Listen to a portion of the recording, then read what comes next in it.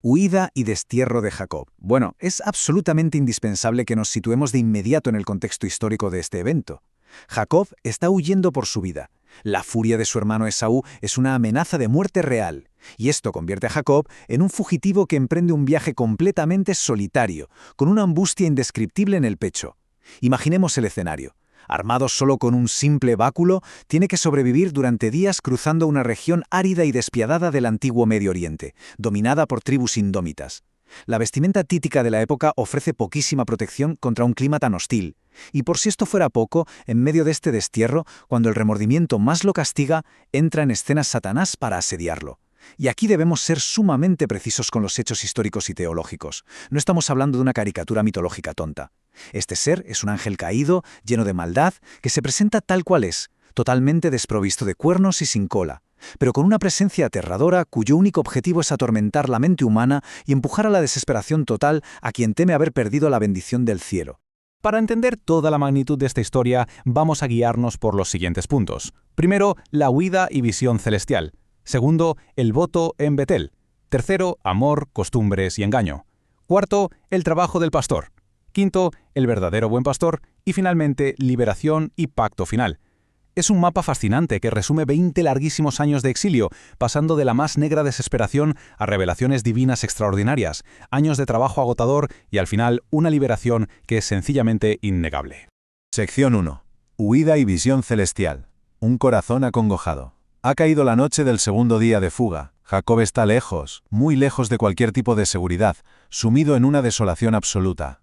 El aislamiento es total, abrumador. El peso del remordimiento aplasta tanto el alma que apenas queda aliento para articular una sola oración, pero justo ahí, en ese abismo de humildad profunda, en medio del llanto, brota una confesión genuina, completamente sincera. Y la respuesta celestial es inmediata. La misericordia divina desciende para revelar la única solución real, exacta y efectiva para nuestra condición caída, un Salvador. Y la forma en que esto sucede en su visión nocturna es de una majestuosidad impresionante. Aparece una escalera mística, clara, brillante. Su base descansa sobre la tierra fría y dura, pero su cima alcanza el mismísimo cielo de los cielos. Por esta inmensa estructura ascienden y descienden seres celestiales. Y de nuevo la historia exige precisión estricta. Son ángeles imponentes, majestuosos, cada uno con exactamente 2 alas y con un inconfundible rostro de varón. Desde lo más alto de esa escalera, la voz misma del Creador pronuncia una promesa inquebrantable de protección. Y atención, porque esta intervención divina no es casualidad, es una estrategia perfecta, un acto deliberado para blindar la mente de Jacob contra toda la idolatría que inevitablemente iba a encontrar en su camino futuro. Teológicamente, esto establece un hecho innegable. La rebelión en el Edén, allá en los orígenes, había cortado de tajo la libre comunión entre la divinidad y la humanidad. Así que esta escalera mística no es un simple sueño o un simbolismo vacío. Es el puente divino designado para cruzar el insalvable abismo del pecado. Representa de manera exacta a Jesús, conectando el poder infinito del cielo con nuestra tremenda debilidad humana.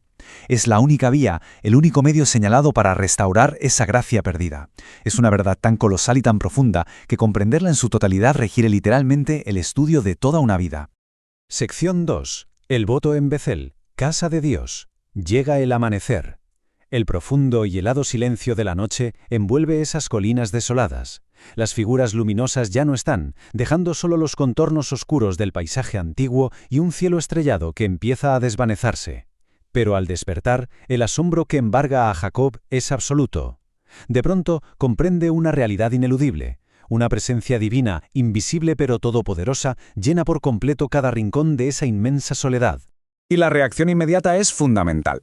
Derramar aceite sobre la piedra que usó como almohada no es un acto improvisado. Es una acción históricamente muy precisa en el antiguo Medio Oriente para conmemorar eventos de suma importancia. A este lugar le da el nombre de Betel, que significa la casa de Dios. Ahora bien, seamos muy claros. Esto no es una negociación comercial, no es un intento de regatear condiciones con el cielo, para nada. Es un voto solemne, una expresión pura y absoluta de gratitud que resulta inescapable ante la maravillosa gracia que acaba de presenciar. Y esto nos deja una lección brillante sobre el deber ineludible de la gratitud. Es matemáticamente imposible devolverle al Creador lo que nos da, cada talento, cada segundo de nuestro tiempo, todos los recursos materiales. Todo pertenece por derecho al dador de la vida. Las liberaciones del pasado exigen que recordemos con reciprocidad.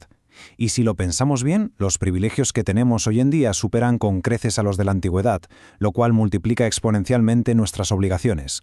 Un sacrificio infinito a nuestro favor demanda, sin lugar a dudas, una consagración total y absolutamente sin reservas. Pasamos a la sección 3. Amor, costumbres y engaño. Llegada a Mesopotamia. Damos un salto en el tiempo y en el espacio. Estamos casi un siglo después de los esplendorosos tiempos de Abraham en esta región, y el contraste es brutal. Aquí no hay caravanas ricas ni lujos. Solo vemos a un hombre agotado y en la más absoluta pobreza, llegando a un pozo en Mesopotamia. Allí tiene lugar el histórico encuentro con Raquel, e inmediatamente, sin perder un segundo, Jacob demuestra con sus propias manos su inmenso valor práctico y su innegable capacidad para el trabajo duro. Para entender la dinámica que sigue, tenemos que fijarnos estrictamente en la socioeconomía de la época. En la antigüedad, exigir trabajo a cambio de una dote no era una simple transacción, era una prueba de carácter rigurosa y absolutamente necesaria. Prevenía matrimonios hechos a la ligera y aseguraba que el pretendiente tuviera la capacidad real de proveer para una familia. Es un contraste contundente con lo que ocurre cuando esta norma probatoria se ignora. Las consecuencias de saltarse este proceso son devastadoras y tristemente comunes en la estructura social moderna, uniones totalmente incompatibles, familias sumidas en la miseria y un sufrimiento profundo que nace directamente de la indolencia y los malos hábitos. Pero, claro está, hasta la mejor costumbre puede ser corrompida por la codicia desmedida. Los hechos nos muestran 20 años de explotación innegable.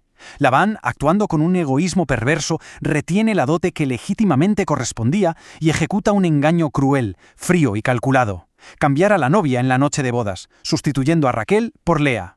Esta trampa encadena a Jacob a 14 años de trabajo forzado por las esposas y luego a otros 6 años adicionales por los rebaños. Y durante todo este tiempo, su salario es alterado y recortado arbitrariamente hasta 10 veces, a pesar de que su desempeño laboral fue, desde el primer día, impecable. Sección 4. El trabajo del pastor. Vigilancia incansable. Para captar la verdadera inmensidad de esta explotación, hay que entender en qué consistía exactamente el trabajo. El pastoreo en el antiguo Medio Oriente no tiene absolutamente nada que ver con esas visiones idealizadas o románticas. Era un oficio extremo, físicamente devastador y constantemente rodeado de peligros mortales. La realidad histórica es implacable. Estamos hablando de un entorno donde, de día, el sol y las sequías abrasadoras consumen hasta la última gota de energía. Y de noche las temperaturas caen en picado, trayendo heladas letales. A esto hay que sumarle la amenaza constante, la vigilancia perpetua contra tribus de ladrones y bestias depredadoras dispuestas a matar. Pero el dato clave y más duro es la responsabilidad financiera y legal. El pastor principal asume la carga absoluta. Si un lobo se lleva a una oveja o si un ladrón ataca, el costo sale directamente de los bienes del pastor. No hay excusas que valgan. No hay margen de error. Sección 5. El verdadero buen pastor. Ejemplo supremo. Toda esta cruda e innegable realidad histórica del trabajo pastoral se eleva y se transforma en la metáfora teológica más profunda del Evangelio. Esa dedicación absoluta, esa vigilancia que no duerme y esa compasión por criaturas totalmente indefensas establecen un paralelismo inalterable con la intervención de la divinidad a favor de la humanidad. El contraste es drástico y de una autoridad irrefutable. Por un lado tenemos al buen pastor, aquel que voluntariamente abandona su gloria, que sale a buscar incansablemente a la oveja perdida, que sana la herida y que, llegado el momento, llega al extremo absoluto de sacrificar su propia vida para salvar al rebaño de la destrucción. Y por el otro lado, queda expuesto el asalariado, un individuo que no tiene un compromiso real, que trabaja única y exclusivamente por ganancia personal. En cuanto aparece el lobo, en cuanto asoma la crisis, el asalariado saca cuentas, huye cobardemente y deja que el rebaño se defienda solo. Es imperativo hacer eco de las severas advertencias apostólicas al respecto. Todos los que asumen el rol de sus pastores están bajo un escrutinio celestial absoluto. El cuidado de un rebaño tiene que ser voluntario, jamás por ganancia deshonesta. Considerar esta labor como una carga fastidiosa o, peor aún, comportarse como lobos rapaces que se aprovechan del ganado es garantizarse la condena en el juicio final del príncipe de los pastores. El valor de cada oveja ha sido pagado con un sacrificio infinito y eso exige una lealtad a toda prueba, sobre todo cuando estalla la peor de las crisis. Sección 6. Liberación y pacto final. Regreso a Canaán. Volvamos a la enorme tensión del relato histórico. Tras 20 años de esfuerzo sobrehumano, Jacob acumula una inmensa riqueza, una prosperidad que es, sin duda alguna, fruto directo de la bendición divina. Pero este éxito evidente enciende una envidia venenosa y sumamente peligrosa en los hijos de Labán. Empiezan a murmurar, a reclamar que todo ese patrimonio y grandeza le pertenece en realidad a su padre. La situación se vuelve crítica. Jacob está atrapado en una pinza mortal. Por un lado, el terror histórico a la venganza de su hermano Esaú, y por el otro, la hostilidad de los hijos de Labán. No hay margen de acción. La única salida es un escape apresurado, motivado por una orden divina irrevocable. En el más absoluto secreto, reúne todos los inmensos rebaños, levanta el campamento y cruza el río Éufrates en dirección a la frontera de Galaad. Tardan 3 días en descubrir el engaño de la fuga, y entonces se desata una persecución furiosa. Labán, ciego de ira y al mando de una fuerza militar indudablemente superior, persigue a la caravana sin descanso, dándoles alcance al 7º día. La destrucción total de los fugitivos era inminente. Es un hecho histórico absoluto. Y si la violencia fue neutralizada, fue por una sola razón. El cielo intervino de forma directa e ineludible. En medio de la noche, el Creador advirtió de manera severa al perseguidor, prohibiéndole terminantemente usar la fuerza física, hablar con amenazas o emplear cualquier táctica lisonjera para obligarlos a regresar. El poder terrenal de Labán quedó totalmente paralizado frente al decreto celestial. Al día siguiente, la confrontación es una exposición audaz e innegable de la verdad. Jacob se planta con una firmeza indomable frente a Labán. Desenmascara públicamente 20 años de hipocresía sistemática, 20 años de salarios alterados, de dotes retenidas y de abuso paternal egoísta. La declaración es contundente. Si el Dios de sus padres no hubiera estado vigilando y protegiendo, esas 2 décadas de trabajo habrían terminado en el despojo total y absoluto. Labán lo habría dejado completamente vacío. Finalmente, el desenlace de este larguísimo conflicto se sella con la construcción de un monumento de piedras. Se le llama Mizpa, la torre de vigilancia o el testigo. Y fijémonos bien, esto no es un simple acuerdo diplomático. Es el establecimiento de un límite estricto, sagrado y definitivo de no agresión.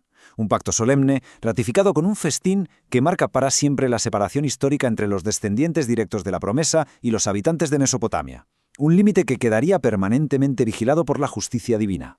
La conclusión de toda esta epopeya histórica arroja una luz ineludible sobre nuestra propia realidad. Hemos visto que la protección divina y el cumplimiento estricto del deber requieren una consagración absoluta. Las tormentas, los exilios y los lobos siempre van a llegar. Así que la reflexión final es profundamente provocadora. Ante el peligro inminente, ¿se sacrificará verdaderamente la comodidad personal para proteger a los más vulnerables, asumiendo el ineludible deber de la gratitud? ¿O prevalecerá la huida cobarde cuando el precio a pagar sea máximo? La historia ha dejado claro cuál es el estándar. El veredicto sobre el deber cumplido es algo que requiere una profunda introspección.